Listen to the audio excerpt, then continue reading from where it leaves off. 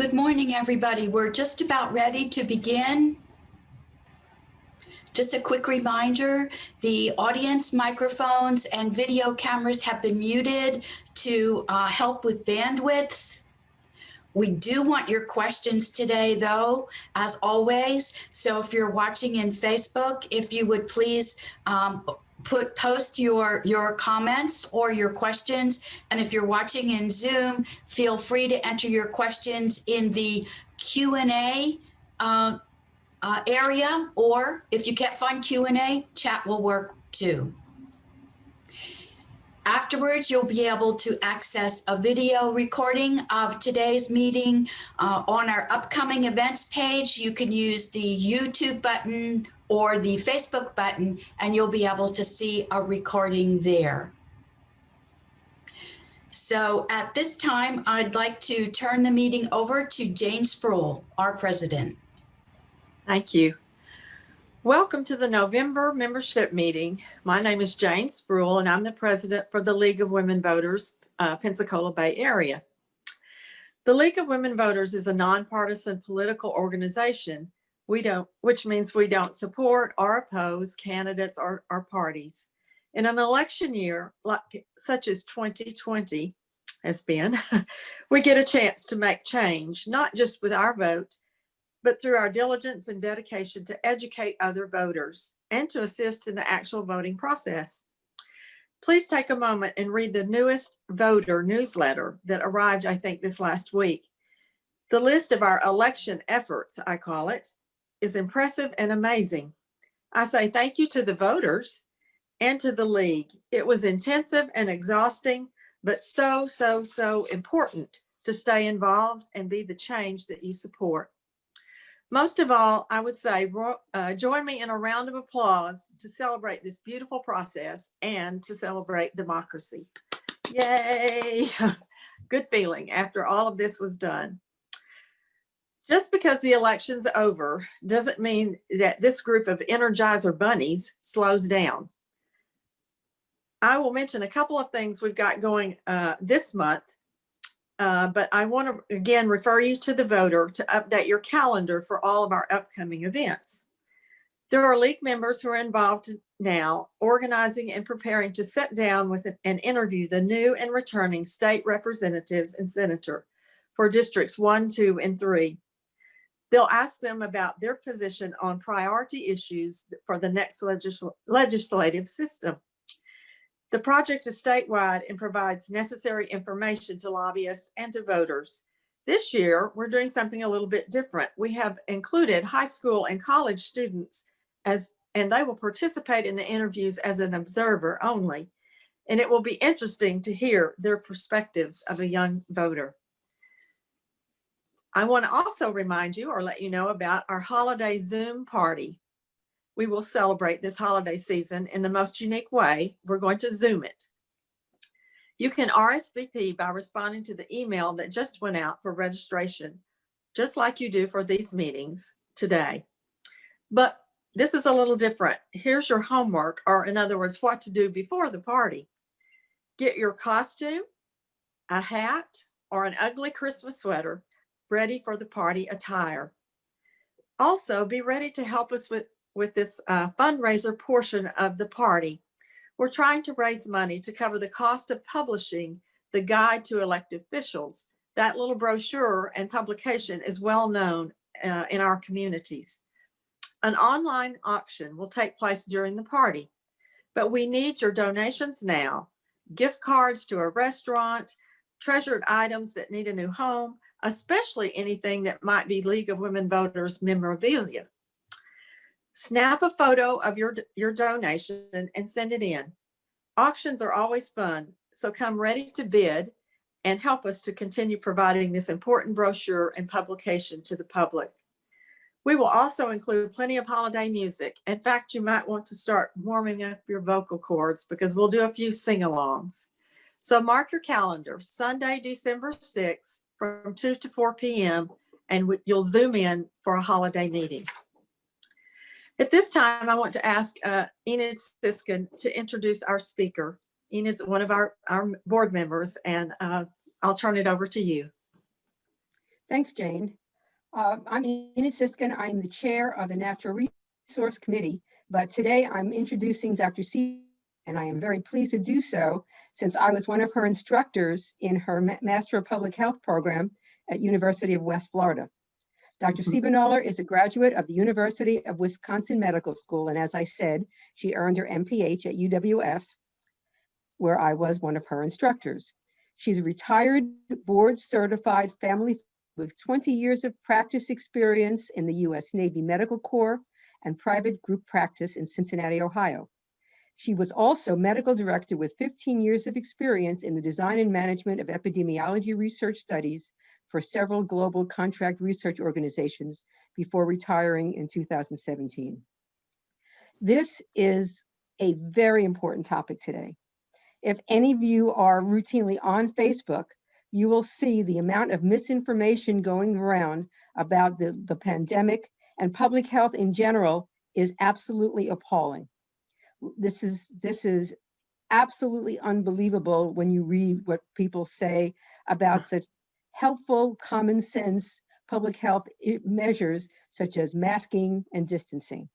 But fortunately, Dr. Siebenaler will address these local public health issues with a focus on the latest aspects of COVID-19 in understanding the pandemic. Thank you, Dr. Siebenaler. Well, thank you. Let's see, I'm going to share my screen and we'll get started.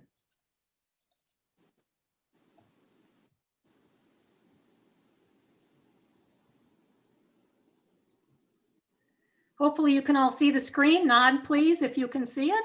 Okay, good. Thank you, Enid. I really appreciate the introduction. It's an honor for me to be here this morning. I oftentimes wonder whether people still want to hear about this disease since it has consumed our lives so much over the last 9 months.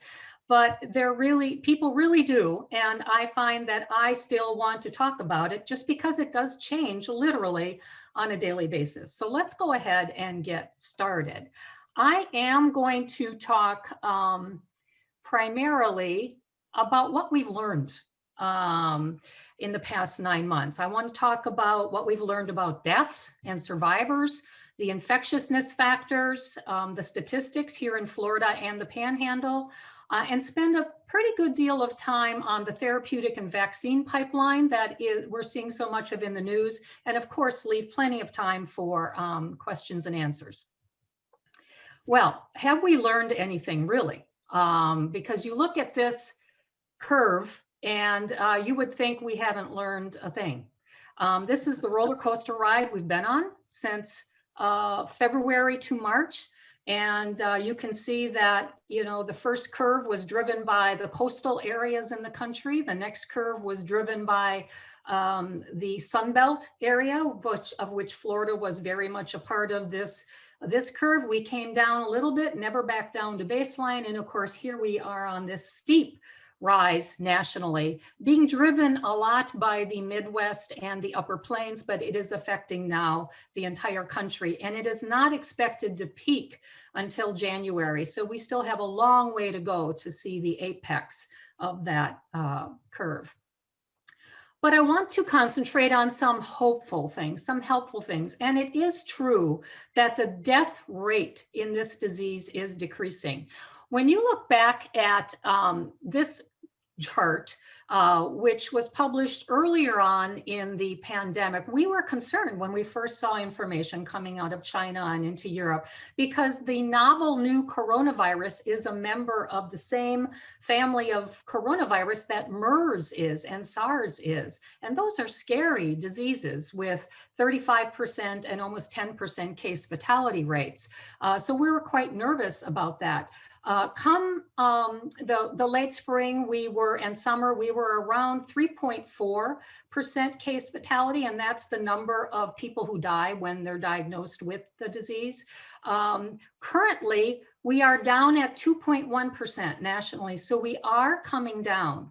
And the experts do believe that when all is said and done, when this pandemic is in our rear view mirror, our case fatality rate will be about 1%. And just to give you some sense of scale, measles is 0.2% and seasonal flu is 0.1%. So even if we get down to 1%, this disease is still 10 times more fatal than the seasonal flu. So let's keep that in mind. But the CFR, or case fatality rate, is decreasing. Part of the reason for that is more younger people, more asymptomatic and mild cases have been diagnosed. We are definitely experiencing better hospital care. So fewer people are dying. The therapeutics are better. And we are, believe it or not, people are masking more than they were in the beginning. And that is helping. And we're going to talk about that in more detail in a little bit. Nevertheless, despite that fact, COVID-19 is expected to be the third leading cause of death here in the US by the end of this year. So within another month or so, it will be just behind cancer and heart disease. 95% of deaths are still in the older age group, and I say that with a little chuckle because over 50 is pretty young to me, but 95% of deaths are in the 50 and over age group, which is good news when we think about our children and grandchildren. Again, the death peak lags behind cases. And this death peak that or slope up that we're currently in is not expected to peak, therefore, until February, about a month or so past the current peak of cases. So if the death rates are increasing, by definition, it means the survivor rate is increasing. And that is also good news. That means we have more than 97.9% survival rate on average. And anytime I mention these kinds of numbers, it's usually on average because it hits the older population worse and the younger population actually better. So this is on average. But having said that, we have a lot of people who have been hospitalized in the ICU, have been on ventilators. And we know that after ICU discharge, patients are at risk for months to years of impairments. And let's just assume, because of sheer numbers, not percentage here, because the percentage is tiny, but sheer numbers, because the case numbers are so high, that this involves about 250,000 people in the US coming out of the hospital ICUs and ventilators. They will have, or currently are experiencing, impairment in multiple systems like their respiratory, multiple musculoskeletal, neurological and cardiac systems. They are experiencing decline in their cognitive skills, similar to that of traumatic brain injuries. They have multiple mental health issues, including anxiety, depression, post-traumatic stress disorder, debilitating fatigue, insomnia, chronic pain, terribly diminished functional quality of life. They can't get back to work. There's obviously loss of income. This affects the entire family. And many of these patients will never, ever get back to their baseline. So this is something we've seen in patients for years coming off of ventilators from ICUs from 2 weeks to 4 weeks or so of severe illnesses. It is just that the sheer numbers with this disease are going to affect our health system tremendously in the future. But you don't have to be in the ICU to have problems with this disease. You probably have heard of long haulers, COVID long haulers. These are patients who have symptoms lasting more than 2 to 6 months. Most of these patients initially had mild to moderate COVID illness. These are not the people coming out of the ICUs, but they continue to have severe persistent symptoms of debilitating fatigue and aches and pains and inability to sleep and shortness of breath, palpitations of their heart, diarrhea, hair loss, neurologic symptoms, and they especially complain of something called COVID brain fog, which is being reported by more than 30% of long haulers, involving memory loss, confusion, difficulty focusing, dizziness, problems grasping for everyday words, difficulty adding 2 + 2 = 4, this is turning out to be a major cause of their inability to return to work. And yet they thought they had mild to moderate disease when it just started. Again, these symptoms, this kind of syndrome is not something that is unique to COVID. We have seen it before. It is similar to something called myalgic encephalomyelitis or chronic fatigue syndrome. We have seen this with other viral infections, especially mononucleosis, which many of you are familiar with. Many people get better quickly with mono. Other people take much longer to get better, and some people have these persistent, long-lasting symptoms. Again, it's the sheer number of people surviving COVID that are going to be an issue. And the percentage of cases of long haulers, we don't know yet how many there are, but we know that it's higher than we think it is. And these people have been frustrated by feelings of isolation, feeling like being treated like symptoms are in their heads. Part of the reason being that nobody has time for them. People are so consumed with taking care of the acute part of the disease that these people are living and suffering and kind of being set aside. So what they did was they started their own online support groups. One is called the Survivor Corps. It started with a Facebook page and immediately started drawing thousands of people to their Facebook page. And they started doing their own online research projects, which has been extremely enlightening. And I would encourage you all to check that out. In fact, there's even a long hauler group for physician survivors who found that other physicians did not give them much credit for the weird kinds of symptoms they were still experiencing 6 months later. We do know that this group of people is going to need a lot of research going forward. Some academic health systems are beginning to form multi-specialty clinical teams to monitor them. But again, this will take this will be more something that's done more frequently in the future once we get past the acute part of the disease. There's no doubt that we need good funded medical studies like the following study, which when I first saw this past summer blew my socks off, quite frankly, because it's very concerning. This was an observational cohort study done in 100 patients, relatively young, median age of 49 years old, about half male. Nobody had histories of heart failure or cardiomyopathy. 2/3 of these patients had mild to moderate symptoms. They were outpatients at home. 18% of them were actually asymptomatic. About 1/3 were hospitalized. 2 were on a ventilator and 17 were on CPAP or continuous pressure airway. Cardiac MRI was done in all of these patients about 2 to 3 months after their confirmed test diagnosis. So again, these patients were all mild to moderate disease, asymptomatic, some of them. And the MRIs found cardiac damage in 78% of them and ongoing inflammation of the heart muscle in 60%. I dropped my jaw when I saw that. And the findings were independent of pre-existing conditions, severity, course of the disease, and time from their original diagnosis.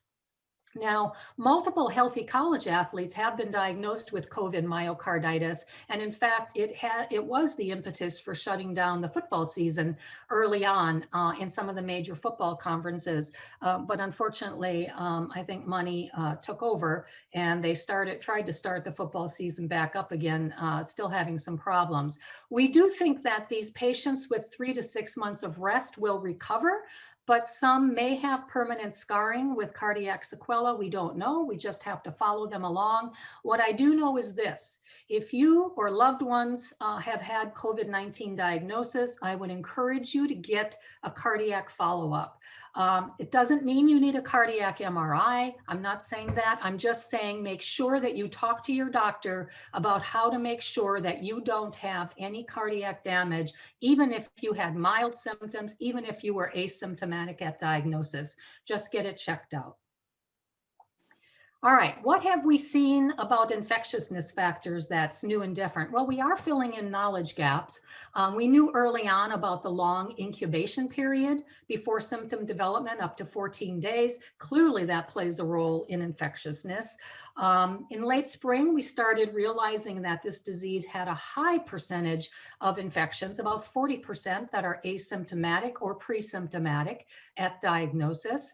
That's quite high. And then, of course, in the summer, late summer, we started hearing more about how this is an airborne disease, and it's associated with the 3 C's: close contact, crowded places, closed indoor spaces, and I like to add a 4th C in that I read about, which is continuous exposure or time.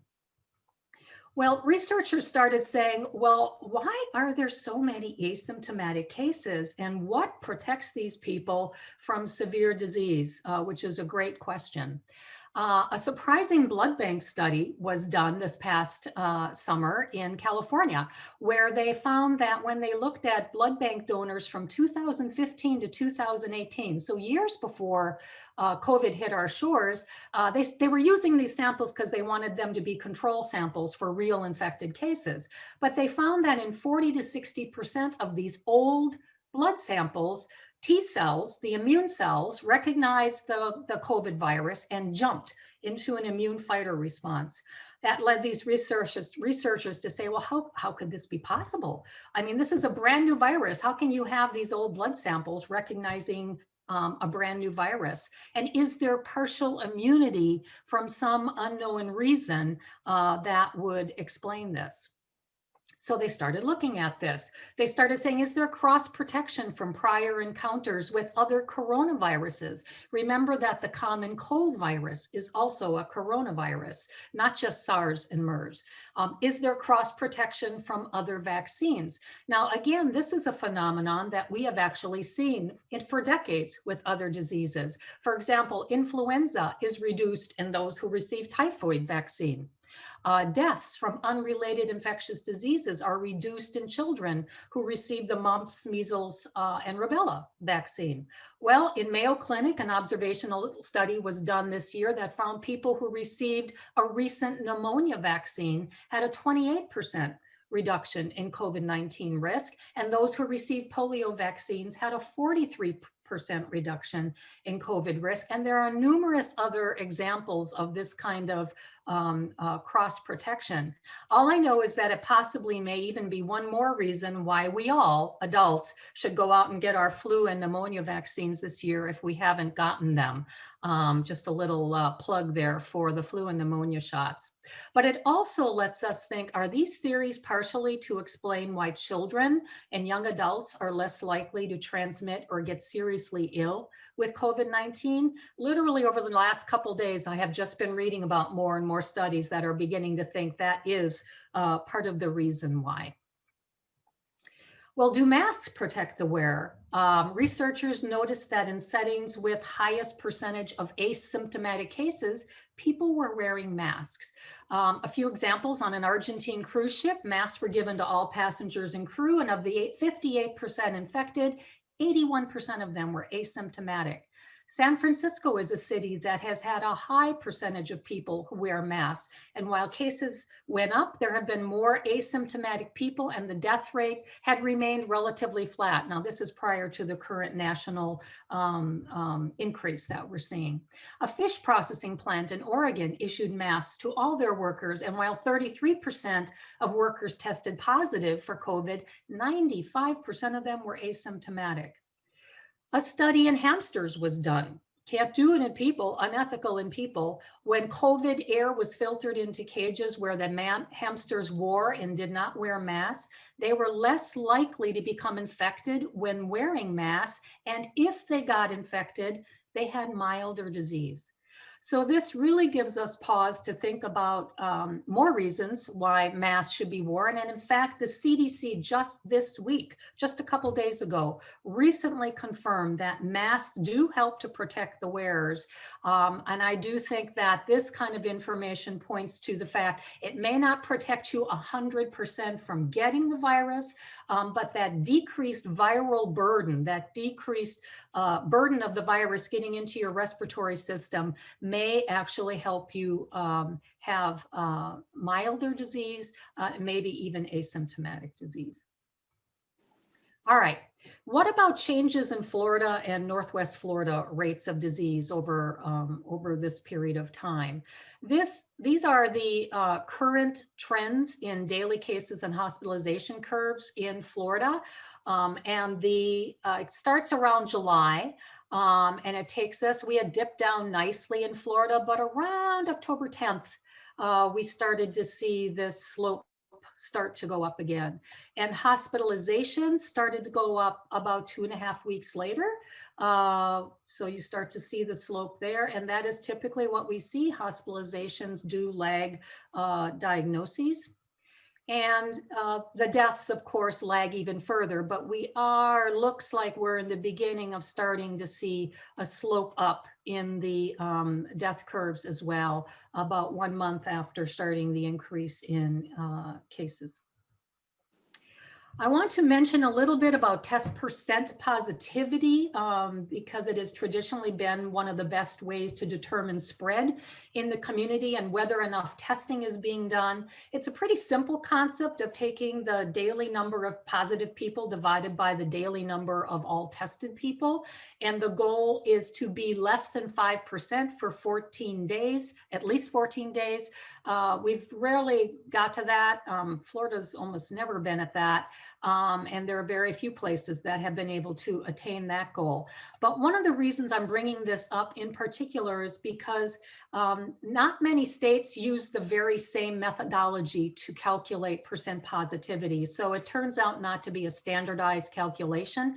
And in fact, the Florida Department of Health uses a controversial method. So I want you to be aware when you see numbers from the Department of Health in Florida, that it might be very different than what you see, for example, from Johns Hopkins, which is the page that I'm showing here. Now, I like the Johns Hopkins page, this particular graph, because we're able to see how Florida compares to other states. And of course, I only have a screenshot here. They have all states on their website. But you can see that as of, I think this was as of yesterday, November 18th, Florida's percent positivity was 8.7% overall. We were going up and we were up the week before. So this is a nice chart that shows you, the trend this week and the week before. It shows you the cases, whether we're up this week before, and it gives you a sense of whether our testing compared to other states. So our testing is going up. 3.8 tests per 1,000 people, probably some of that related to the fact people are sicker and are getting more tests. But I wanted you to just compare this to some of these states. For example, our neighboring Georgia is about the same as Florida, 8.1%. Look at Hawaii. That looks like the place to relax right now at a low level. Idaho, again, Idaho is part of that upper plains Midwest area that is just being consumed with cases, along with Wisconsin and Iowa, and Illinois is up at 12%. So it gives you an idea of comparison to states, which is quite helpful. This happens to be a chart that just compares our 3 counties, our nearby counties in the Panhandle. So we have Escambia, which of course is the largest county, Okaloosa, next largest, Santa Rosa, next largest. Santa Rosa and Okaloosa are pretty close in population. Santa Rosa is a little bit smaller, but that's why I want you to see where hospitalizations are definitely higher in Santa Rosa than what they are in Okaloosa. I wanted to point you in particular to the test positivity. Now, again, these test positivity calculations are from the Florida Department of Health. So the Johns Hopkins site does not go down to the county to do this. You have to rely on the Florida data. But look at these levels. These are quite high, and of course they are going up every day, and all of them are higher than the Florida state average, which is around 8%. So just be aware of that Northwest Florida is definitely a hot spot right now. And I just decided to put in a few statistics about children and young adults in our counties. Again, you can see that Santa Rosa County has higher than what the other, proportionately speaking, hospitalizations for very young children and babies. Santa Rosa County has had 1 death in the 15 to 24-year-olds. So it gives you some idea of how Escambia, Okaloosa, and Santa Rosa compare. All right, well, let's talk about promising therapeutics. But before we do that, I do want to walk you through clinical trials and the phases of clinical trials, because if you're reading the papers and all, you're getting an education in this. I want to make sure that everybody understands it. We start human trials with phase 1. Prior to that is animal data, and they determine after animal data whether it's safe enough to come into humans. When it comes into humans, we call it phase 1. It's a safety trial, and it's the smallest trial. You're just basically looking at safety, and they determine from there whether or not it's safe enough to go into phase 2, which typically has more participants, but you're looking at safety. In fact, you look at safety throughout the clinical trial phases, but you're looking at maybe several different doses to determine what's the lowest, safest, efficacious dose that will work. You come out of phase 2 into phase 3 with that dose, and you want to test it now in a larger number of people to see whether or not it's safe and efficacious. Once you pass out of phase 3, your data is submitted to the FDA, and they review it and determine whether or not the drug or vaccine will be approved. Once that is approved, it goes into another monitoring phase called post-approval surveillance, phase 4, where you're constantly measuring and looking at the safety of products that have been approved. I also want to briefly mention the term emergency use authorizations, or EUA. This is when the FDA gives the power to authorize EUAs during public health emergencies when there are no other alternative treatments. EUAs happen before the drug or vaccine is approved for marketing. So these products still require that their efficacy must be shown in large randomized clinical trials before approval is done after phase 3. It's just that the need is so great that they want to get that literally experimental product yet out to people to be used. The problem with EUAs is that it does slow down clinical trial enrollment. So when we see something coming up for an EUA, that's wonderful, but just realize that it does slow down eventually getting all of the data that we need to finish a trial. And during this pandemic, there has been significant pressure politically to authorize EUAs over the last 9 months. Well, let's start talking about the most promising therapeutics that we've seen. One category is antiviral medications, and the one you probably have heard the most about is remdesivir. It's a Gilead product. It stops the virus from replicating, and it is the only FDA drug that has been approved for COVID-19 as of today. It is expensive, about $3,000 for 5 days of IV drugs. It was approved on 3 clinical trial data because they found that it reduced recovery time of people hospitalized with COVID, reduced it about 5 days on average, maybe 7 days faster in those with severe disease. It may reduce the likelihood of requiring or needing more intensive oxygen support, and it may reduce the likelihood of death. There are other medications like remdesivir in the pipeline, but they're still earlier on. The medications that are very exciting are the medications that mimic the immune system, the monoclonal antibodies, or mAbs. These are synthetic copies of COVID-19 antibodies. Now, these mAbs have been approved for different diseases for a while, but Eli Lilly just received an EUA for their single-dose mAb called bamlanivimab. It reduced the risk of hospitalizations and ER visits by 72% in their phase 2 trial in patients with mild to moderate disease at high risk of hospitalizations. People who were not eligible for this trial were people who were hospitalized or using oxygen. So this drug is specifically meant to keep people out of the hospital, and that's very, very exciting. Regeneron has an experimental 2-mAb cocktail that has been studied in 275 patients. It's probably most famous for being given to President Trump recently, and I think I just read this morning that Ben Carson also received it recently. It is awaiting its EUA designation from the FDA. There are medications that mimic the immune system. Convalescent plasma is one of those. It was designated for an EUA by the FDA in seriously ill patients, but its data is actually weak regarding safety and efficacy. And that's why I think we're hearing and seeing more about MABs than we are about convalescent plasma. Early results do show mixed results. And one of the problems with getting an early EUA in this is that it is preventing adequate clinical trial enrollment to get all of the data we really need to determine efficacy of convalescent plasma. There are also interferons or molecules that are produced by the body to fight viruses because COVID decreases interferons. And the NIH does have an ongoing trial of a marketed interferon called Rebif. Some of you may be familiar with it. It has been used for a while in diseases like multiple sclerosis, but it is being studied in combination with remdesivir, and its results are expected within a few months.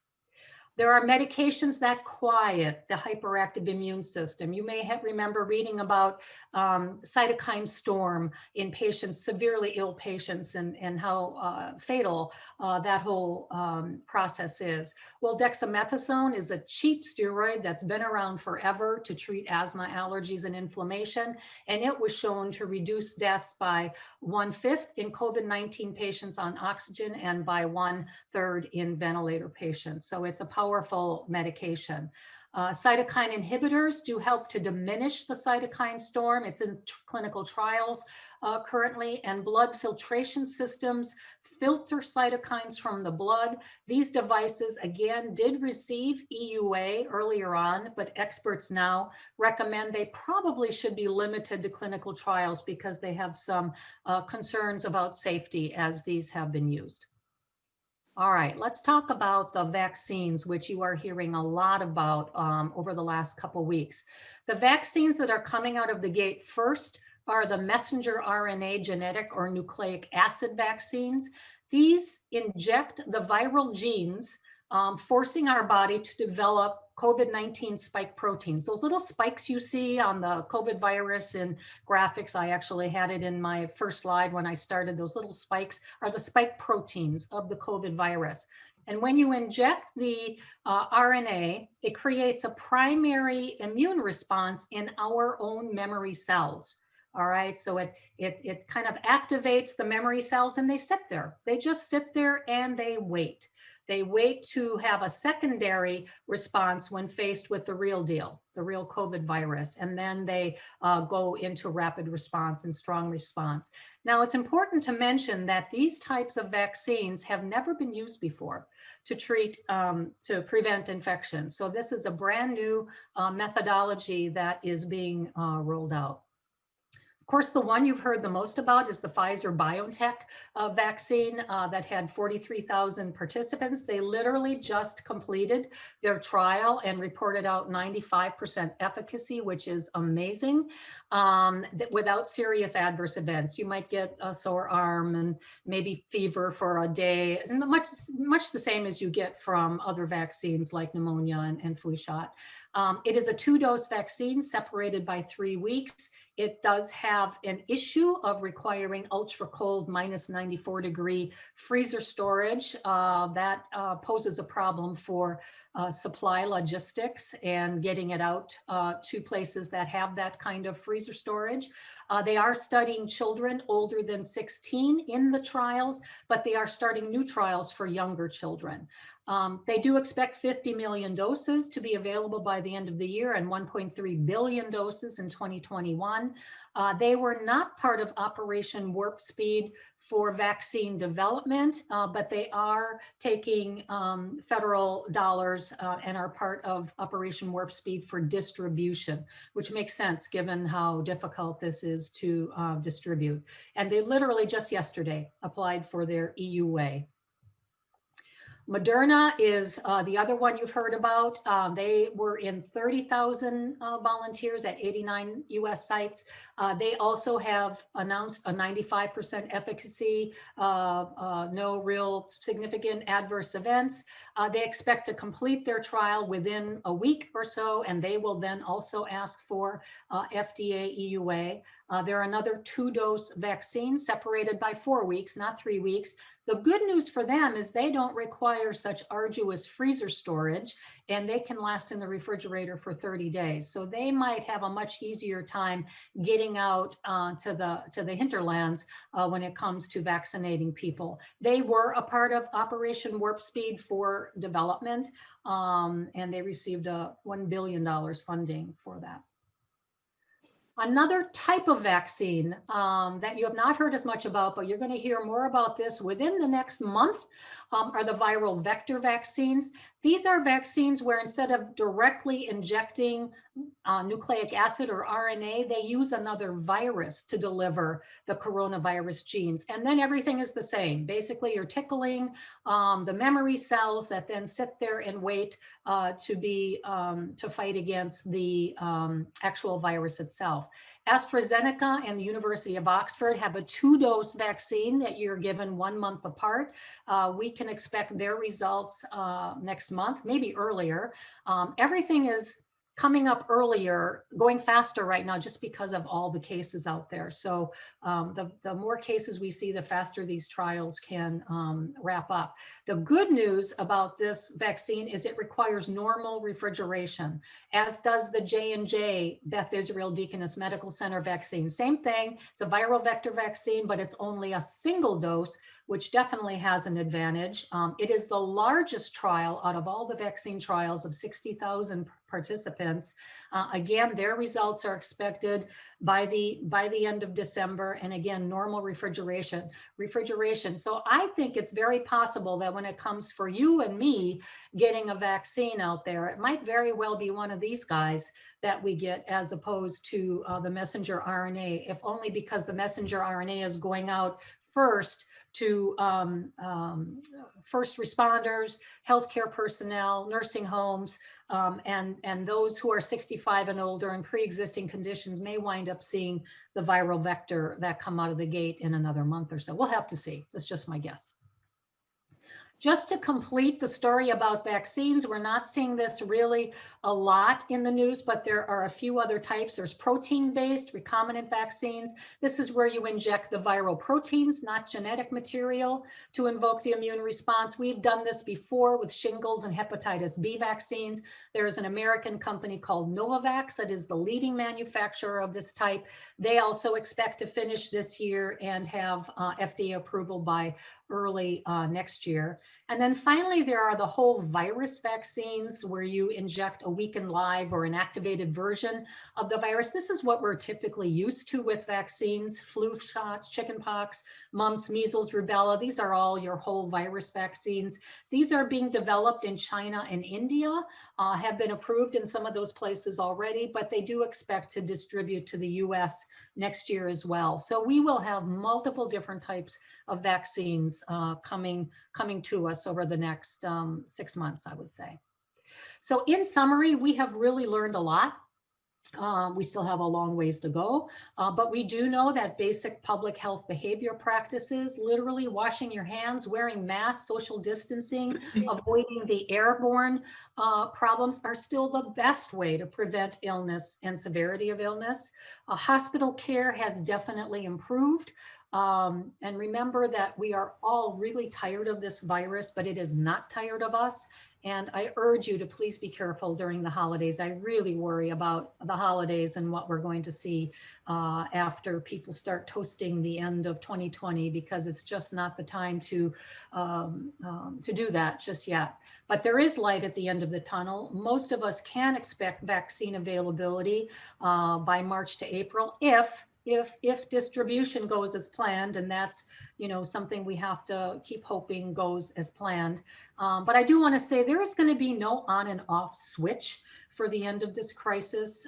Because vaccine distribution will be a rolling process, resuming normal life will also be a gradual process. We will not all be ditching our masks in one fell swoop.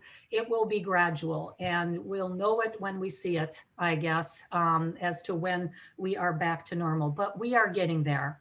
So with that, I will take questions. Okay. Enid, do you want to ask your question since you have, you can turn your own mic on? Do you want to ask your question yourself or do you want me to read it? Sure. No, I can ask it. Thanks. Just this week, the World Health Organization said that remdesivir was ineffective. Right. Is there anything that you can shine any light on that? No, I think one of the things that we're seeing during this pandemic, in science and medicine, you're used to seeing people kind of do this scientifically. Data comes out and people argue, maybe you didn't interpret this right or that right. And so I do think you're seeing some of that. We're all being privy to the warts, if you will, of scientific discussion. So that has always gone on. There's always been disagreement like that. Remdesivir is one of those medicines, though, that some people do think might have gotten too much push, and that in any other time we might not have seen it so quickly get its EUA. So I will just leave it at that. Right now, I would say there's just discussion going on, and I think MABs are really where it's at. I think that's where we're seeing people who are getting hospitalized or ill. They're certainly receiving MABs, and I think that's where we're seeing improvement.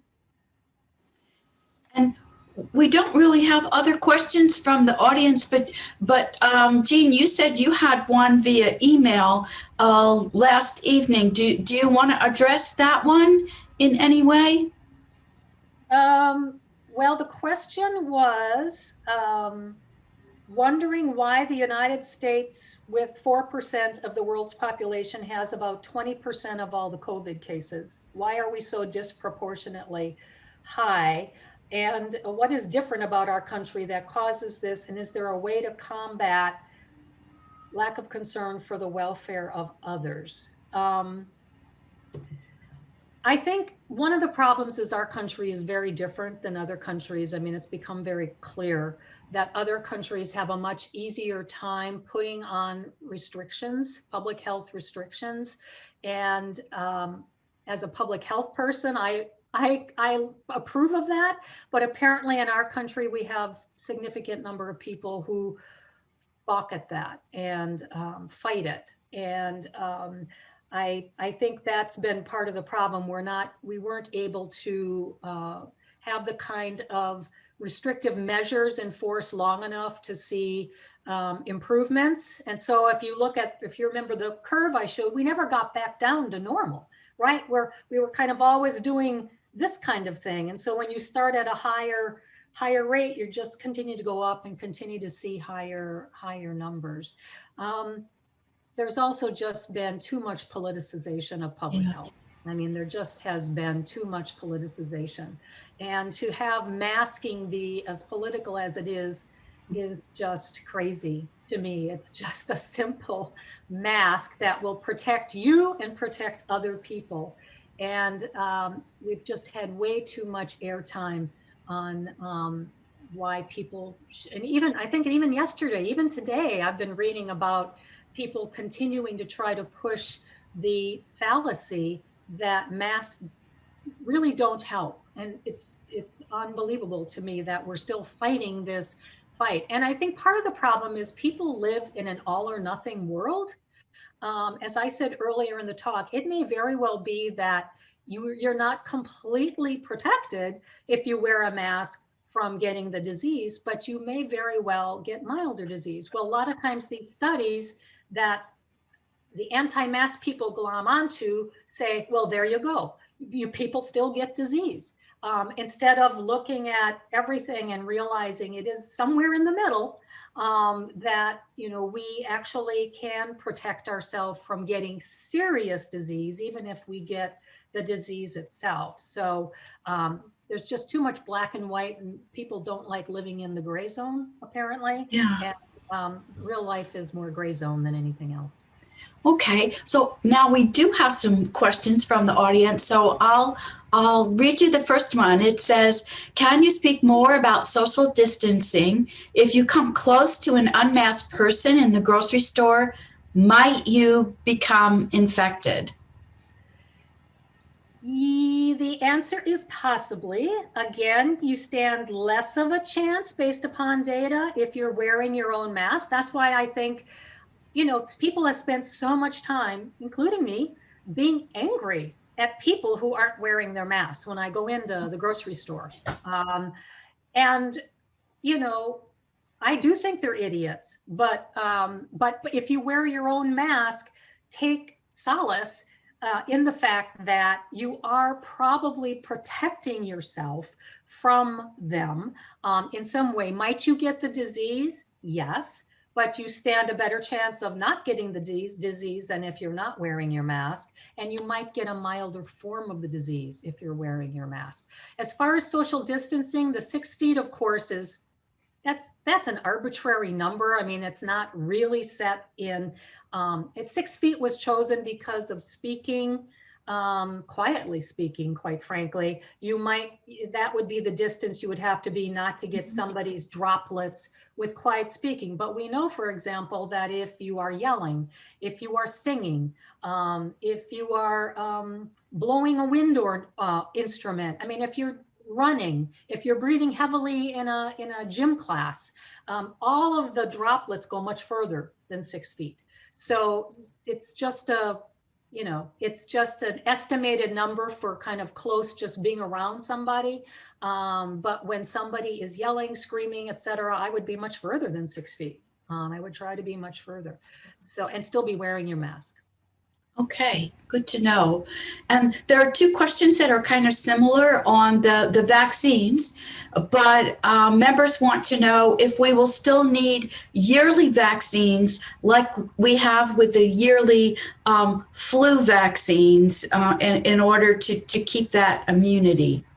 We don't know. We don't know that yet. That will be part of what's studied as time goes on.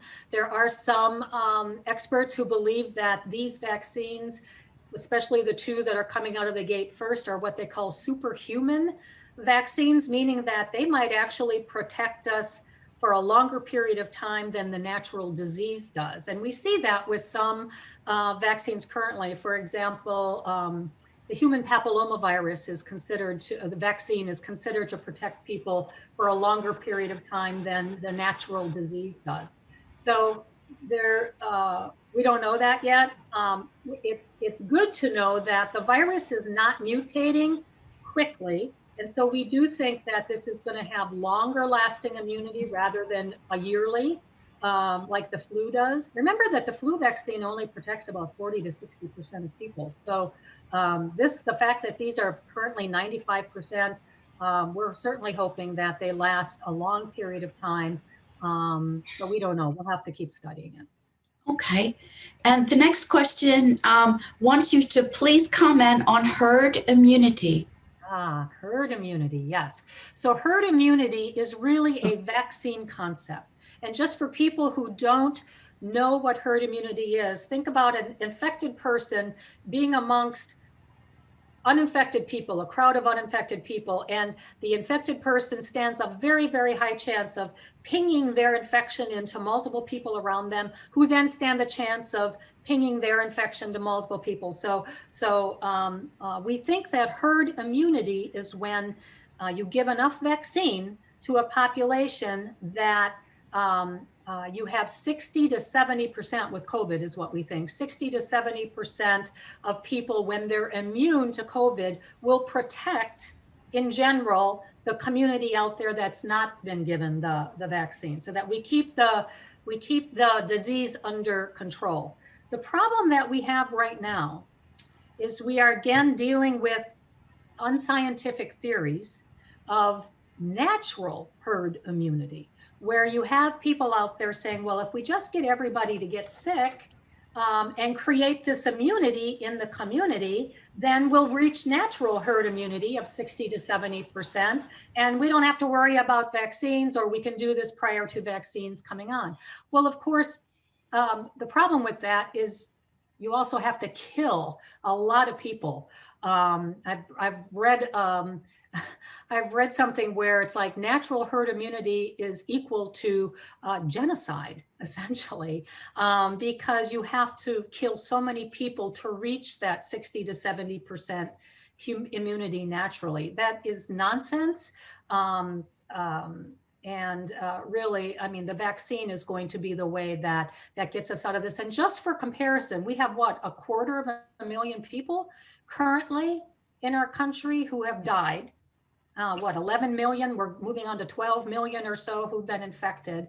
We are currently sitting at 10% immunity in Florida anyway. That's a Florida number based upon antibody testing. So we have a long way to go to reach natural herd immunity and a lot of people to kill if that's the strategy that we're going to embrace. I hope that answered. But with vaccine, we can get there quickly and safely and prevent those kinds of deaths. Okay, thank you. And then the last question, next to the last question, are we missing some folks because they don't have symptoms and therefore aren't going for testing? Absolutely. That whole up to 40% or so of asymptomatic people is a huge problem, right? They're out there working and going to Thanksgiving dinners and things like that, and not realizing that they're infectious. So yes, we still are not, Florida is not testing highly enough. We saw that as a problem even during the surge in the summertime in July. We saw that was still a problem. We weren't testing enough. People need to go get tested. Of course, it's understandable why people don't when you have to sit in your car for an hour to get tested, or you don't get your result back for 2 weeks. It doesn't make sense to get tested. So we do have a problem with testing. It's something that more attention should have been paid to early on. Looks like all of the attention nationally was paid to vaccines and therapeutics, and very little, again, to basics like testing. And so we still have a ways to go in testing. More people need to get tested, but they need to get their results quickly, and they need tests that are more reliable.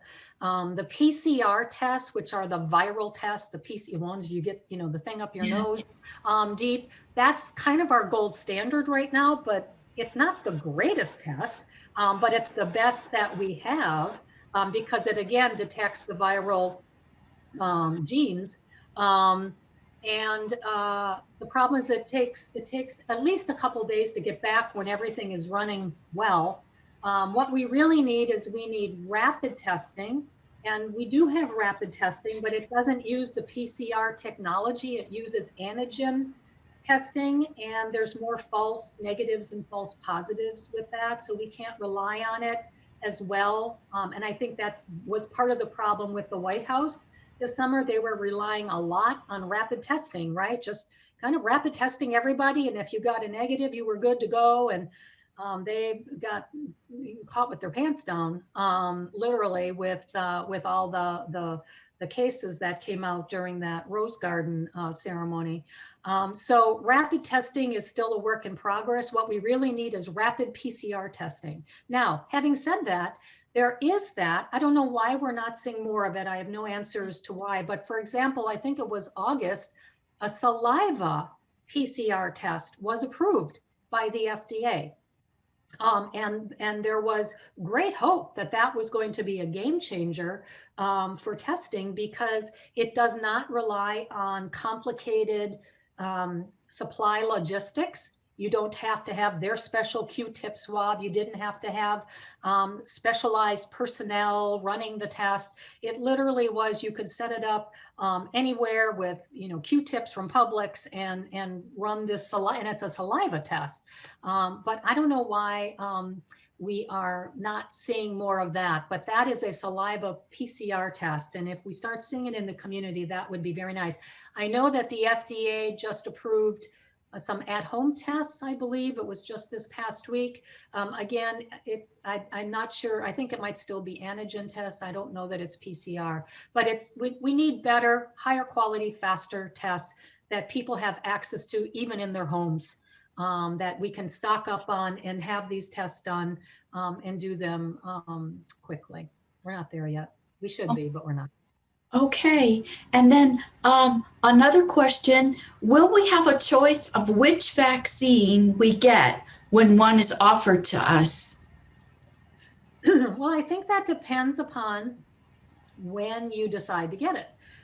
Clearly, in January, well, at the end of December, January, you're going to only have a choice of the messenger RNA vaccines, the Pfizer and the Moderna vaccines, if you even are in the group to get them. So again, they're going very much to the very high risk people, first responders, hospital personnel, et cetera, will get them first. And so you may not even be in the queue for them. And again, because of the freezer storage problems, it's hard to know even locally here what's going to be available. So we're going to have to wait to see what we read about that. It may very well be that you have more choice come March, April, May, June. So it kind of depends upon when you get offered the vaccine, what choices you have. There will be more choices in April, May, June because of the other vaccines that are not going to need the storage, the freezer storage, et cetera. Okay. And Enid, you had a comment. Did you want me to just read your comment or did you want to share it? It was just kind of to the panelists, because I got a test on Thursday, PCR, cotton swab in brain tissue apparently. And I had my results back by midday Friday. Awesome. So they are getting better at the PCR test and getting the results out quickly, which makes it, at least, were I seriously worried about, and it would help within a day rather than waiting 2 weeks, Yes. as was in the beginning. Now, did you have to wait long in line to get it or About not? 25 minutes. All right. So this is very good news. But, the question I have is whether we're going to still be there in a month, as we are really increasing over the next month. We'll just have to see. I hope so. I hope that things are better than they were in the summer. We'll just have to see. I mean, you have to make an appointment. You don't get a specific time to be there, but you've got to be there within a certain time frame, and you have to have pre-registered. So it does cut down on just people showing up. Yep. And- Good. I hope that continues. And maybe I missed it, but I'm hoping your results were negative. Oh, absolutely. Oh, okay, good.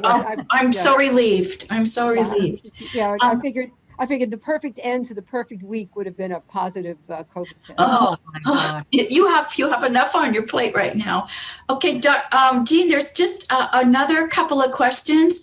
And one is on this topic that we were just really talking about. They want to know that if you go for a vaccine, will they test you there? And then if they do and you're positive, can you still receive the vaccine? I don't know what their plans are going to be. I do know that they're going to recommend vaccinating people who had the disease. It's not like you're going to not be able to get it if you've had it before. So that will not be a limiting factor. Whether or not they wait to give you the vaccine after a certain period of time of having the disease, I don't know that. I think we're going to all have to kind of wait and see what the rules are coming out from there. And then I think the last question that we have, at least at this moment, is a really interesting one. They said in Denmark, the virus seems to have jumped to the mink. And they wonder if we could have jumps like this happen in the USA as well, where the virus jumps to an animal. I know, they've been talking about this really during the entire pandemic. And I'm no expert on this, so I would definitely defer to anybody else on this. But I mean, these kinds of questions about animals and going into other animals besides bats, and can it happen in the US? These have been asked really since the beginning, since we saw it start in China. So I don't know the answer to that. I would be remiss to try to sound like any kind of expert on that. I would gladly let other people talk about it. Yeah. Well, let's hope not anyway, because gosh, life is tough enough. Are there any more questions from the audience? We still have a few moments. Wait, I think we've got one.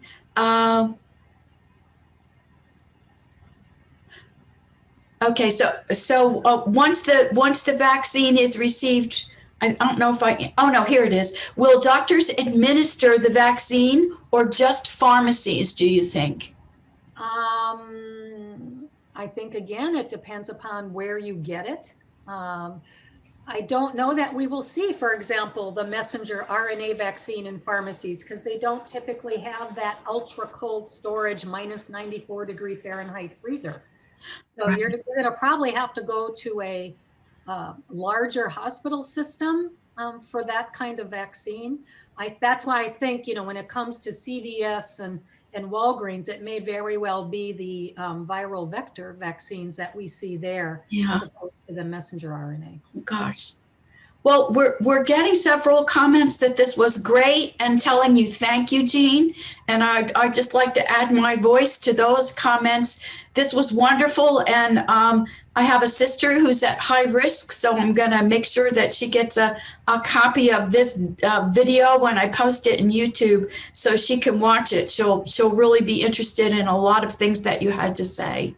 And there's so much more. I mean, the problem with this topic is, there's a whole day's worth of discussion about the racial inequities, racial and ethnic in this disease. That's a whole day's topic. The issue of children, right, and schools and all of that continues to be an issue of discussion. So I mean, there are many offshoots of this topic that could take a long time, but it's been my pleasure to share it with you.